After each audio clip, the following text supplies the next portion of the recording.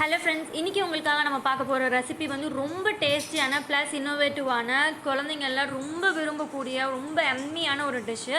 Cauliflower fry யூஸ்வலாக நம்ம பண்ணுற மாதிரி இல்லாமல் கொஞ்சம் இன்னோவேஷனாக நம்ம இன்றைக்கி காலிஃப்ளவர் ஃப்ரை எப்படி பண்ணலான்றது பார்க்க போகிறோம். ஸோ வாங்க வீடியோக்குள்ளே போகலாம்.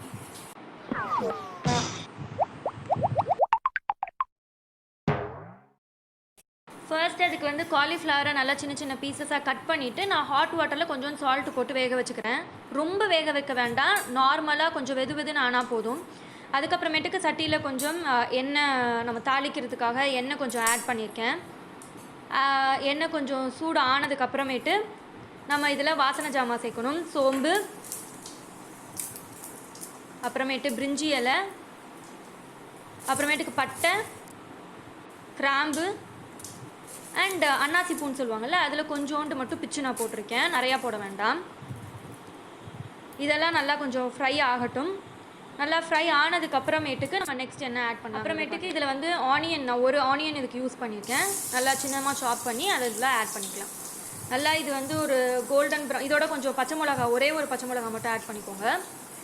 இது நல்லா ஒரு கோல்டன் ப்ரௌன் ஆஸ் யூஷுவல் நம்மளுக்கு ஆகிற வரைக்கும் லைட்டாக வதக்கினா போதும்.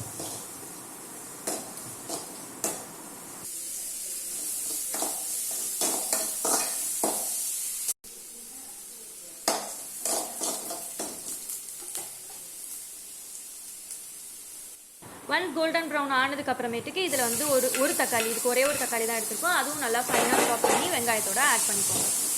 தக்காளி நல்லா வதங்கட்டும். கொஞ்சம் லைட்டாக வதங்கினதுக்கப்புறமேட்டுக்கு இதில் எவ்வளவு நமக்கு கல்லுப்பு தேவையோ அவ்வளவு கல்லுப்பு சேர்த்துக்கோங்க. இதில் நான் கொஞ்சம் கல்லுப்பு இதில் ஆட் பண்ணியிருக்கேன். சால்ட்டு சேர்க்கறதுக்கு பதிலாக கல்லுப்பு சேர்த்துக்கிட்டிங்கன்னா இது உடம்புக்கு ரொம்ப நல்லது. இது வந்து குழந்தைங்க வந்து ஆக்சுவலாக ரொம்ப விரும்பி சாப்பிடுவாங்க. அவங்க சாப்பிடாமல் இருக்கிற எந்த காயாக இருந்தாலும் நீங்கள் இப்படி ட்ரை பண்ணி பாருங்கள், அவங்க ரொம்பவே ஆசைப்பட்டு சாப்பிடுவாங்க. ஒன்ஸ் இது வதங்கினதுக்கு அப்புறமேட்டுக்கு இதில் வந்து நம்ம காலிஃப்ளவர் வேக வச்சிருந்தோம் இல்லையா, அதை ஆட் பண்ணிக்கலாம். காலிஃப்ளவர் ரொம்ப வேகக்கூடாது, இல்லைனா குழஞ்சி போயிடும். ஸோ ஒரு ஹாஃப் த அமௌண்ட், 3/4 விட கம்மியாக வெந்தாவே போதும். லைட்டாக ஹாட் வாட்டரில் நம்ம ஜஸ்ட் முக்கி எடுத்த மாதிரி இருந்தால் மட்டும் போதும். ஏன்னா ஆல்ரெடி நம்ம இதில் வேறு சாட்டை பண்ணுவோம், ப்ளஸ் அகைன் நம்ம வேறு ஃப்ரை பண்ணுவோம். ஸோ தட் இது இவ்வளோ கொஞ்சம் ஹாஃபாக வெந்தாலே நமக்கு போதும், ஃபுல்லாக வேக வைக்க வேண்டாம். இப்படி நல்லா வதக்கினதுக்கு அப்புறமேட்டுக்கு இதில் வந்து நமக்கு தேவையான சில்லி பவுடர் இதில் ஆட் பண்ணிக்கணும். ஸோ இதில் வந்து நான் ஒரு 1.5 ஸ்பூன் சில்லி பவுடர் ஆட் பண்ணியிருக்கேன். சில்லி பவுடர் அப்படிங்கிறது வந்து நான் செப்பரேட்டாக வெறும் சில்லி பவுடர் மட்டும் போடல, இதில் தனியாத்தூள் ப்ளஸ் மிளகு இந்த மாதிரி நான் ஆல்ரெடி ஒரு மிளகாத்தூள் செய்கிறதுக்கான ரெசிபி போட்டிருந்தேன் இல்லையா, ஸோ அதில் யூஸ் பண்ணுற மிளகாத்தூள் தான் நம்ம இதில் யூஸ் பண்ணிப்போம். தனி சில்லி பவுடர் இதில் நம்ம போடலை. அப்புறமேட்டுக்கு இதில் கொஞ்சம் குக் ஆகணுங்கிறதுக்காக கொஞ்சோண்டு வாட்டர் ஆட் பண்ணிக்கலாம். ரொம்ப வாட்டர் ஆட் பண்ண வேண்டாம், இல்லைனா குழஞ்சி போயிடும். ஸோ அதில் கொஞ்சம் கேர்ஃபுல்லாக இருந்துக்கோங்க. கொஞ்சம் தண்ணி வந்து ரொம்ப கம்மியாக, எவ்வளோ ஊற்ற முடியுமோ அவ்வளோ கம்மியாக ஊற்றிக்கோங்க. இது நல்லா ட்ரை ஆகணும், அதுதான் ரொம்ப இம்பார்ட்டண்ட் இதில். ஏன்னா மசால் வந்து ரொம்ப சதன்னு இருக்கக்கூடாது, அப்படி இல்லைன்னா நீங்கள் ஃப்ரை பண்ணும்போது அவ்வளோ டேஸ்டியாக இருக்காது. So that make it try. கொஞ்சம் காலிஃப்ளவர் குக் ஆகியிருக்கா அப்படிங்கிறதையும் நல்லா செக் பண்ணிக்கோங்க. ஒரு இதுலேயுமே கொஞ்சம் ஹாஃப், ஏன்னா நம்ம முட்டை போட்டு நெக்ஸ்ட் வந்து நம்ம ஃப்ரை பண்ண போகிறோம். ஸோ தட் அதில் பெருசாக நமக்கு குக் ஆகாது. ஸோ இதில் குக் ஆகிறது இம்பார்ட்டன்ட். ஸோ இதுக்கு நான் வந்து ஒரு 2 எக்கு எடுத்துக்கிட்டேன். ஸோ 2 முட்டையை உடச்சி ஊற்றிக்கோங்க.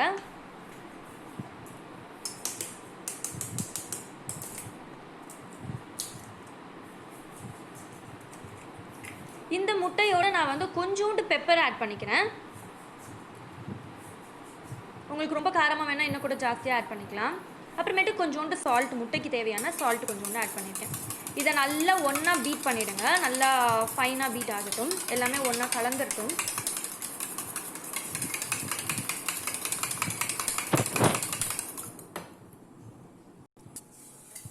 ஒன்ஸ் நல்லா பீட் பண்ணதுக்கப்புறமேட்டுக்கு நம்ம அடுப்பில் தட்டி வச்சு அதில் வந்து நமக்கு ஃப்ரை பண்ணுறதுக்கு தேவையான ஆயில் யூஸ் பண்ணிக்கலாம். ஓகே, இதில் அதுக்கப்புறமேட்டுக்கு ஆட் பண்ணதுக்கப்புறம் இதில் நான் காலிஃப்ளவரை ஒன்றா எடுத்து டிப் பண்ணணும். மொத்தமாக எடுத்து டிப் பண்ணக்கூடாது. ஈச் அண்ட் ஒரு காலிஃப்ளவராக தனித்தனியாக செப்பரேட்டாக எடுத்து டிப் பண்ணி ஆயிலில் ஃப்ரை பண்ணிக்கோங்க. இது வந்து கொஞ்சம் லைட்டாக ஒரு கோல்டன் ப்ரௌன் வர அளவுக்கு இந்த காலிஃப்ளவரை நம்ம வந்து ஃப்ரை பண்ணால் போதும். ரொம்ப வெள்ளையாகவே எடுக்க வேண்டாம். கொஞ்சம் முட்டை வந்து கொஞ்சம் ப்ரௌன் கலரில் ஆகட்டும், அதுக்காக தீய விட்டுற வேண்டாம். ஸோ ஒன் சைடு இப்போ குக் ஆகிடுச்சு அப்படின்னு சொன்னால் நெக்ஸ்ட்டு சைடு திருப்பி விட்டுருங்க. இது வந்து கொஞ்சம் நல்லா கோல்டன் ப்ரௌன் ஆகிற அளவுக்கு கொஞ்சம் ஃப்ரை பண்ணுங்கள்.